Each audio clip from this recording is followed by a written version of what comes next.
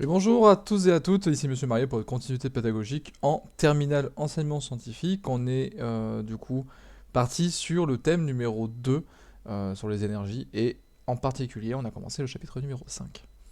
Le premier de ce thème, 2 siècles d'énergie électrique. Donc du coup cette vidéo s'adresse à tous ceux qui veulent réviser le contrôle qui aura à la rentrée, tous les lycées, tous les élèves d'autres lycées qui tomberaient par hasard cette vidéo qui voudraient réviser, ou à tous les élèves qui n'ont pas pu suivre ce cours ou la correction des exercices qui viendra dans la prochaine vidéo parce qu'ils étaient confinés chez eux ou malades. Voilà. Donc du coup, cette vidéo commence ainsi sur le titre du chapitre, sachant qu'en cours nous avons réalisé tous ces exos-là, et qu'il n'y a que le 14 que je vous ai proposé de chercher en plus, et dont la correction ne sera envoyée au milieu des vacances qu'aux élèves qui m'ont envoyé leur version du 14. Je ne vais pas le corriger pour tout le monde, sachant que c'est un exercice que j'ai proposé en plus. Cela sera fait sur la base du volontariat. Alors du coup, on avait marqué en grand A la production d'énergie électrique et grand A l'induction électromagnétique, et on avait dit que le principe de l'énergie électrique commun à toutes les centrales, qu'elles soient qu'elles soient thermiques, qu'elles soient hydroélectriques, voilà, donc qu'elles soient nucléaires d'ailleurs, tout ça va constituer en fait un point commun qui va être que on va toujours avoir la conversion d'une énergie de mouvement, une énergie mécanique, jusqu'à une énergie électrique par le biais de quelque chose qui va convertir cette énergie d'une forme à une autre. Et ce convertisseur, en fait, on l'appelle l'alternateur. Voilà, il faut savoir que l'alternateur, du coup, on a pas mal travaillé dessus, on a pas mal travaillé dessus en activité et en exercice. Et cet alternateur, en fait, va reposer sur un principe qui s'appelle, du coup, l'induction électromagnétique.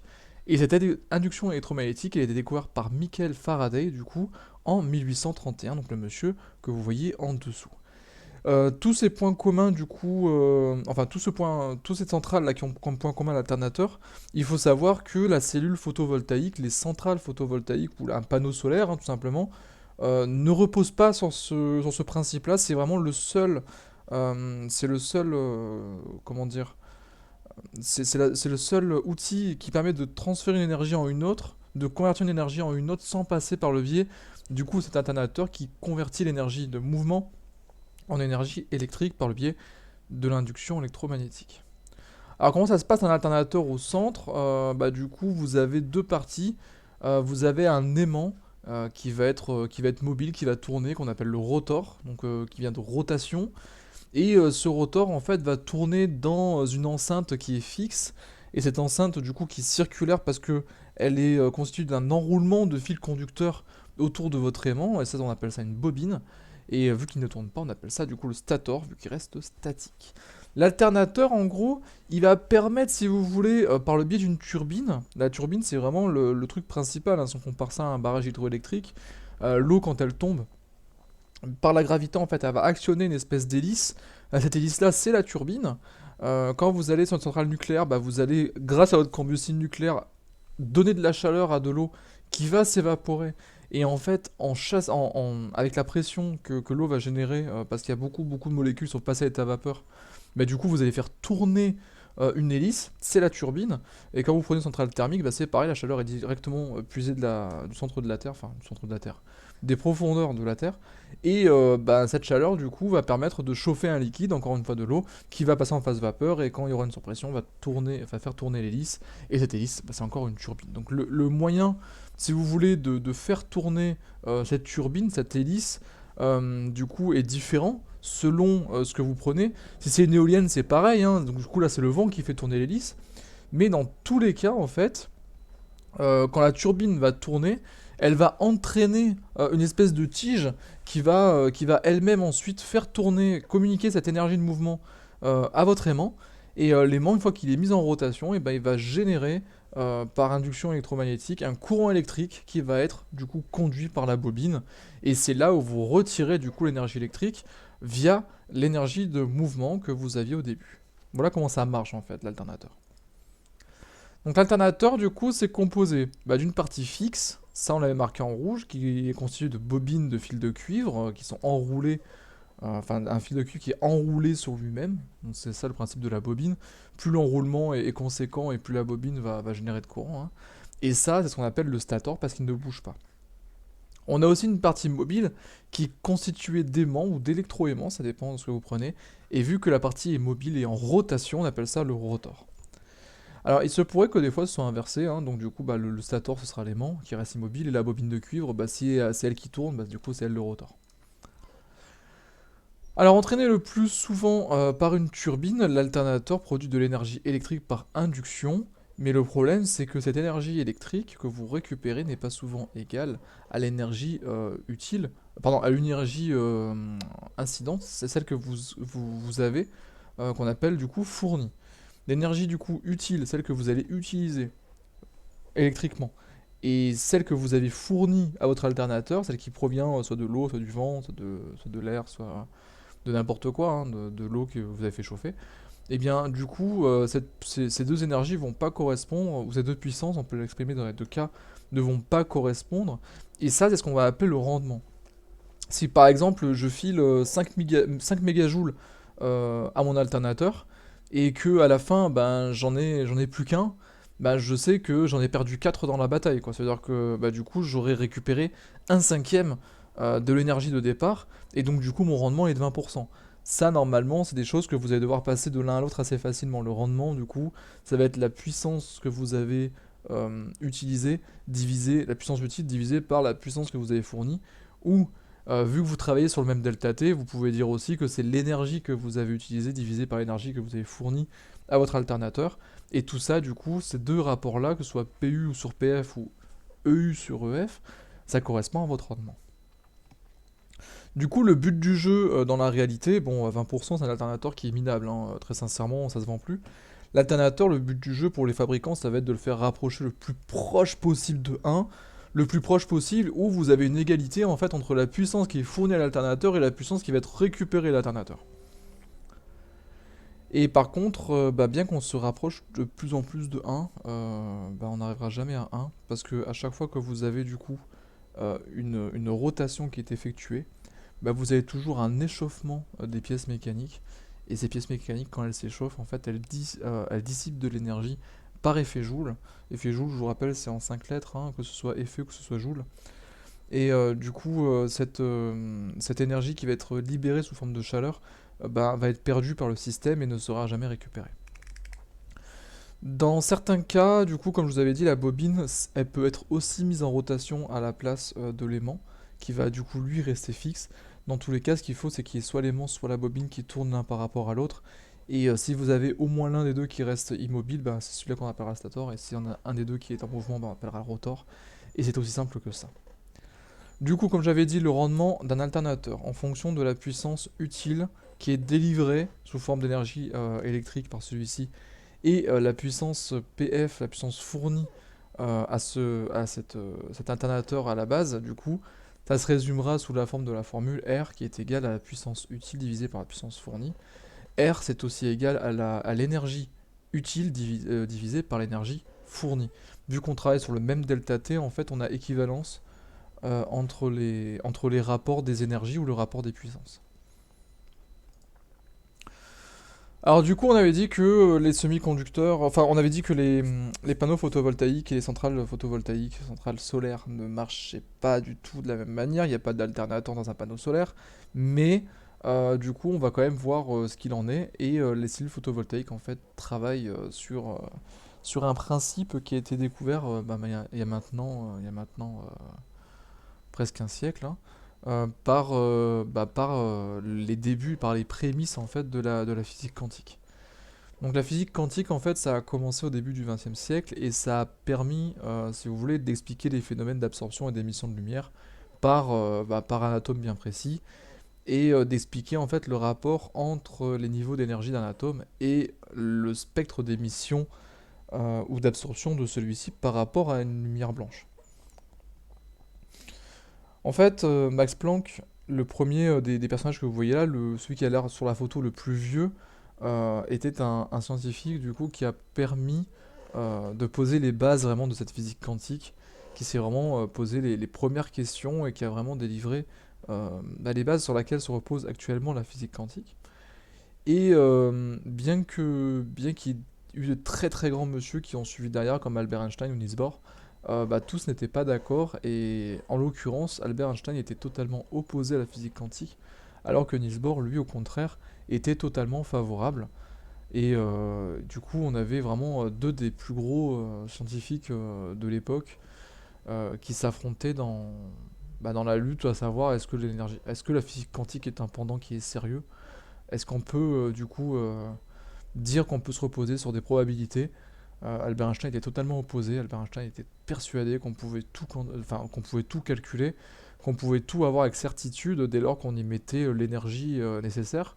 Enfin, dès lors qu'on y mettait le travail intellectuel nécessaire, hein, dès lors qu'on se tuait à la tâche pour ça et qu'on y mettait suffisamment d'efforts, on finirait toujours par trouver un résultat précis. Et Niels Bohr, lui, était totalement à l'inverse, où on ne pourrait jamais déterminer avec précision quelque chose et qu'il faudrait passer par des probabilités.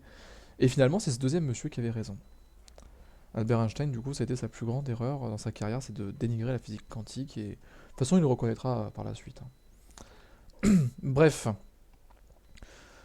en termes de culture générale, je vous renseigne sur le fait qu'en 2019, la production mondiale d'énergie d'origine solaire équivalait 4% de l'énergie produite mondialement. Voilà. Donc on est encore loin de faire de la production d'énergie verte sur la planète. Alors du coup, c'est bien beau de dire que ça repose sur la physique quantique, ça repose sur des semi-conducteurs, mais en gros, c'est quoi un semi-conducteur? Donc un semi-conducteur, c'est un matériau qui n'est pas conducteur à la base, donc qui est isolant. Je vous rappelle qu'on ne peut pas être à moitié isolant. Soit on est isolant, soit on l'est pas. Soit on est conducteur, soit on l'est pas. Un semi-conducteur, du coup, ça a l'air bizarre, mais avec l'explication que je viens de faire, soit on est conducteur, soit on l'est pas. Donc comment on peut être semi-conducteur? Un semi-conducteur, si vous le laissez comme ça, tel quel, c'est un isolant. Le semi-conducteur, à l'état naturel, ne conduit pas le courant. Par contre, on a découvert que si on lui apportait une certaine dose d'énergie, eh bien ce matériau qui était à la base isolant va devenir conducteur. Ce qui n'est pas le cas de plein d'autres matériaux, comme le bois par exemple. On peut lui apporter de l'énergie, ça n'a pas l'air de fonctionner.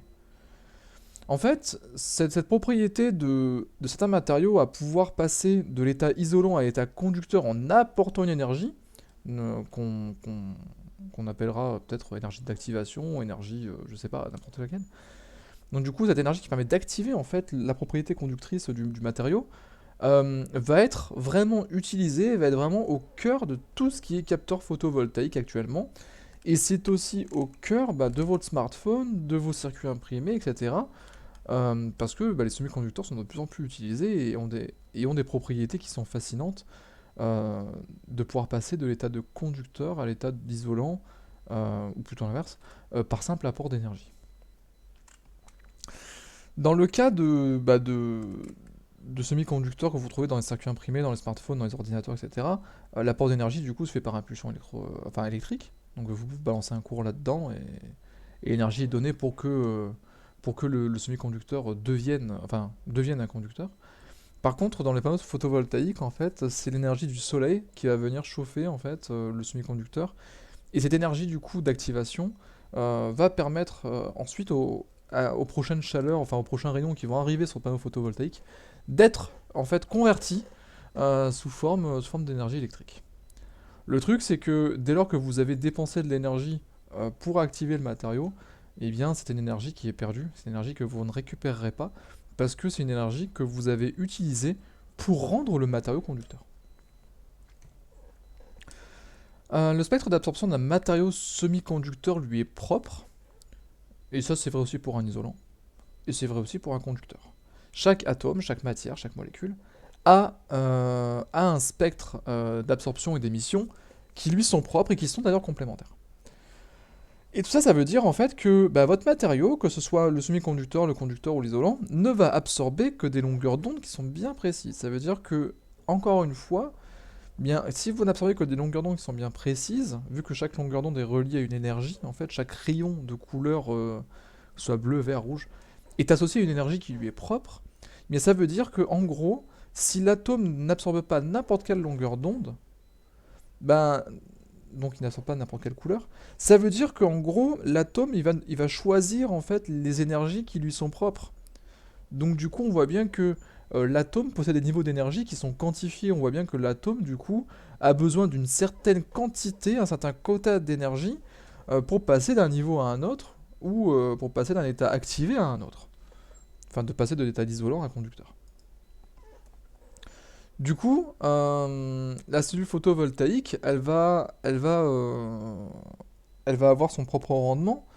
Apparemment, actuellement, on est sur les environs de 20-25%, alors qu'on a déjà optimisé les panneaux, hein. Je veux dire, les panneaux, quand vous les regardez, ce n'est pas juste du silicium qui est aggloméré sur votre panneau, vous avez plusieurs alliages. Et d'ailleurs, vu que chaque matériau va absorber ses longueurs d'onde, ben, vous avez du coup toute la lumière du soleil qui ne sera pas captée. Je vous rappelle que la lumière du soleil, quand vous regardez après une pluie et qu'il y a du soleil, ben, vous voyez qu'il y a une diffraction en fait de ces rayons qui donne du coup naissance à un arc-en-ciel. Et quand vous regardez l'arc-en-ciel, vous avez bien comment dire, une déclinaison de couleur qui part du violet vers le rouge. Donc tout le spectre du visible quasiment pour la lumière du soleil. Ça veut dire aussi que si vous avez des matériaux qui n'absorbent que quelques raies colorées, bah vous allez comment dire, vous priver d'une grande quantité d'énergie, que ce soit dans le bleu, dans le violet, dans le jaune, etc. Je m'excuse. Donc ça veut dire que toutes ces longueurs d'onde que vous n'absorbez pas via le matériau semi-conducteur que vous avez choisi de mettre dans votre panneau photovoltaïque seront perdues. Donc le but du jeu dans les panneaux photovoltaïques, ça va être de faire un capteur qui va être réalisé par la jonction de plein de semi-conducteurs, le maximum possible. Actuellement, du coup, dans une cellule, on en a deux. Mais on peut faire aussi des jonctions de plusieurs semi-conducteurs et on peut aller jusqu'à des doubles, triples jonctions. Et actuellement, ce qui est utilisé dans la société hein, actuelle, c'est des panneaux des panneaux photovoltaïques triple jonction. Donc, d'ailleurs, c'est l'intitulé de votre exercice numéro 10, il me semble. Non, c'est le 14. Voilà, ouais, c'est le 14. Donc, du coup, pour le 14, vous avez ce panneau photovoltaïque par triple jonction à regarder. Et ce qui est sympa, en fait, c'est que en utilisant beaucoup plus de matériaux, bah, vous allez multiplier, en fait, les longueurs d'onde que vous allez absorber. Et par cette multiplication, en fait, d'absorption, de différents domaines où vous allez absorber, bah, vous allez capter de plus en plus d'énergie que vous allez ensuite pouvoir transférer sous forme d'électricité. Donc du coup, vous augmentez le rendement de votre panneau. Sinon, dans une même jonction, quand vous avez deux semi-conducteurs qui sont mis ensemble, eh bien, le but de faire ces alliages en fait, de semi-conducteurs, ça va vous permettre, si vous voulez, d'abaisser ou d'augmenter la bande interdite de chaque matériau. Vous savez, on a vu en exercice que chaque matériau a ce qu'on appelle une bande de valence où tous les électrons sont stockés. Ça, je vous renvoie du coup à l'exercice numéro 10 qu'on a corrigé ensemble et qu'on corrigera dans la prochaine vidéo. Mais tous les électrons sont stockés dans une bande de valence. Vous avez une bande interdite où il est impossible à un électron de se trouver. Et vous avez plus loin ce qu'on appelle la bande de conduction. C'est là où les électrons doivent être pour faire que votre matériau devienne conducteur et que les électrons puissent passer d'un atome à un autre de manière assez libre. Le problème, c'est que si votre semi-conducteur a une bande interdite qui est trop courte, eh bien, le moindre rayon va l'activer et c'est pas forcément ce que vous voulez. Parce que activer votre panneau tout le temps va faire que votre panneau va vieillir et va du coup se dégrader. Donc vous ne voulez pas, par exemple, qu'il soit sensible à la moindre lumière émise par un orage en pleine nuit, ou par les reflets du soleil sur la lune, ou par quelqu'un qui passe avec des phares de voiture et qui active tout votre parc de panneaux solaires. Bref, ça, vous ne le voulez pas.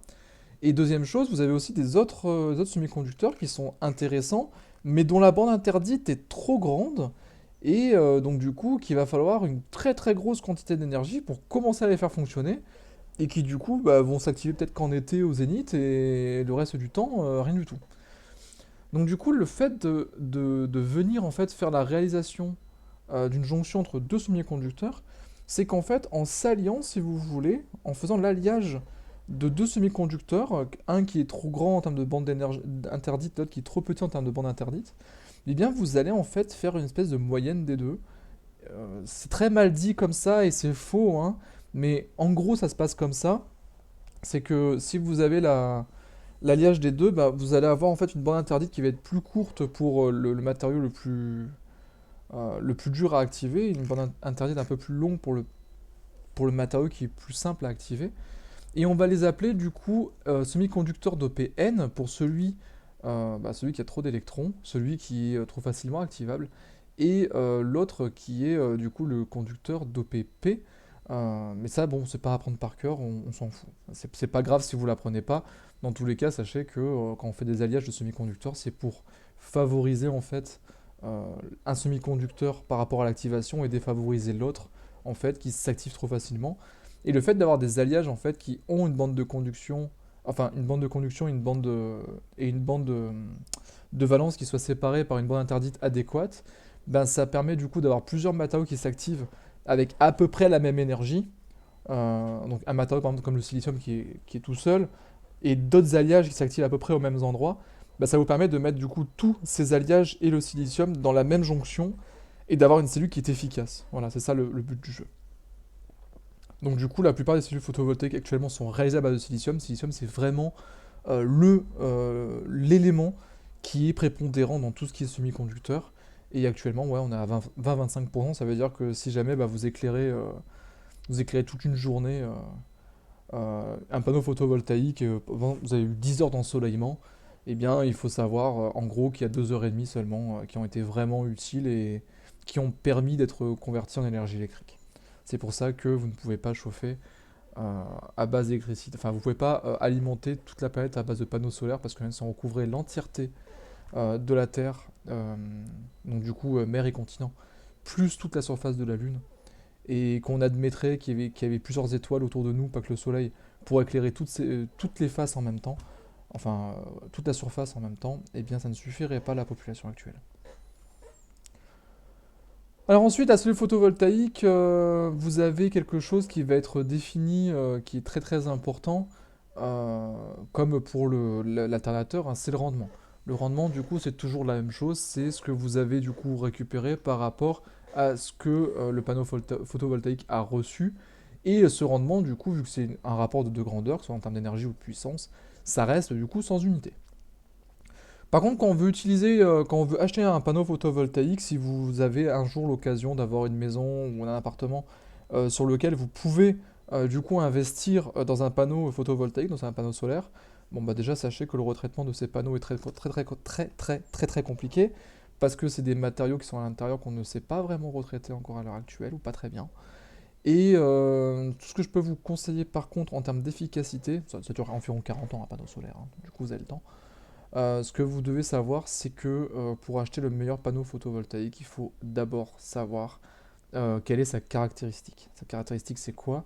C'est du coup un diagramme, c'est un graphique qui va mettre en abscisse et en ordonnée deux grandeurs d'électricité que vous connaissez très bien, l'intensité en ampères et la tension du coup en volts. Et il faut savoir que du coup la puissance maximale, la puissance que vous avez récupérée au maximum, doit être la plus grande possible pour que votre panneau photovoltaïque vous donne la meilleure, la plus grande énergie possible. Voilà, tout simplement, hein. Je vous rappelle que l'énergie c'est P fois delta T, donc du coup plus vous avez de puissance dans un même laps de temps, plus vous avez d'énergie. Dans tous les cas, la puissance, vu que c'est U fois I, eh bien, il faut à la fois que U soit maximal et à la fois que I soit maximal. Et quand vous tracez la caractéristique, du coup, bah, vous obtenez une courbe qui a à peu près cette tête-là et qui aura toujours cette tête-là, donc une tête un petit peu de falaise, hein. Vous avez du coup un truc qui descend et d'un coup, paf, il y a un précipice. C'est vraiment très caractéristique de tout ce qui est tout ce qui est panneau solaire, pardon. La caractéristique sera toujours cette tête-là. Et en gros, le point d'inflexion, le point où vous pouvez vous jeter de la falaise, en gros, eh bien, c'est le point où vous avez le maximum de puissance. Voilà, pour l'image, j'espère que vous la retiendrez. C'est assez simple à comprendre, comme ceci. Voilà, donc du coup, tout ce qu'il y aura à réviser pour le contrôle en termes de cours s'arrête ici. Bien sûr, je n'ai pas parlé des spectres d'émission et des niveaux d'énergie des atomes parce que ce n'est pas vraiment à apprendre par cœur au programme. Vous devez l'avoir en tête pour expliquer les notions, mais ce n'est pas comment dire, le diagramme n'est pas à visualiser en fait en cours. Par contre, on le verra en exercice dans la prochaine vidéo parce que c'est super important. Et si vous n'avez pas ça, je ne comprends pas comment vous faites pour ne pas pour comprendre sans cette information-là. Je vous rappelle du coup les exos à travailler pour la prochaine fois, ce sont les 2, 7, 8, 10, pages 121, 123. Nous les avons fait ensemble, nous avons corrigé en cours, je vais les retraiter du coup dans la prochaine vidéo. Et par contre, du coup, le 14, page 125, celui qui est type bac, celui que vous avez choisi, un groupe comme l'autre d'ailleurs, je vous ai laissé le choix, souvenez-vous, entre 3 exercices, vous avez tous choisi de prendre le 14, donc moi ça m'arrange. Dans tous les cas, moi il est corrigé, il est à côté de moi, mais la correction ne sera donnée qu'à ceux qui m'enverront du coup leur essai sur le 14. Bien sûr, n'attendez pas le dimanche soir des vacances pour m'envoyer votre essai. Il se pourrait que je ne sois pas connecté jusqu'à très tard le soir, le dimanche avant la rentrée. Voilà. Je vous souhaite du coup des bonnes vacances et une bonne révision, et j'espère que ce cours du coup vous aura été favorable. S'il y avait des moindres questions, les commentaires ou mon mail sont là pour ça. Au revoir et bonnes vacances.